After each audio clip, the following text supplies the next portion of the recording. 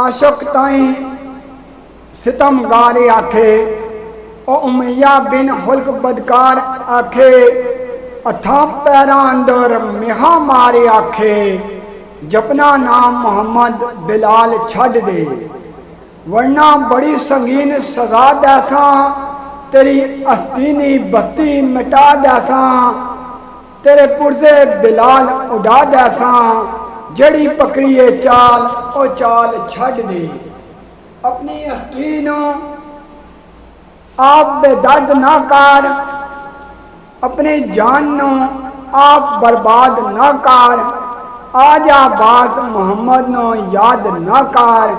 करना इश्क मुहम्मद दे नाल छड़ दे कद उधर नो मन इनकार ना कर जान बुझ के जान ख्वार ना कर दुखिया हो के गुलाम तकरार ना कर पूज बुतान और ख्याल छड़ दे आशक आखे ओ बदकार जालम ओ बेदर्द मुझे सितमगार जालम कन तर के सुन कफार जालम फर्क आंदा मेरे ईमान विच नहीं तेरिया बुतां ते लानत अज़ार मूजी नाले तेरे ते जालम बदकार मूजी जितना मार सके उतना मार मूजी औंदा फेल बिलाल इम्तिहान विच नहीं मन ऐलान करदा सरेआमा मैं तेनू जालमा देंदा प्यामा मैं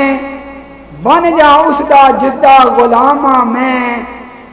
जिसदी शानदार दोनों जहान विच नहीं राय हक थी मैनू हटाने वाला फखरे आदम दा दामन छड़ाने वाला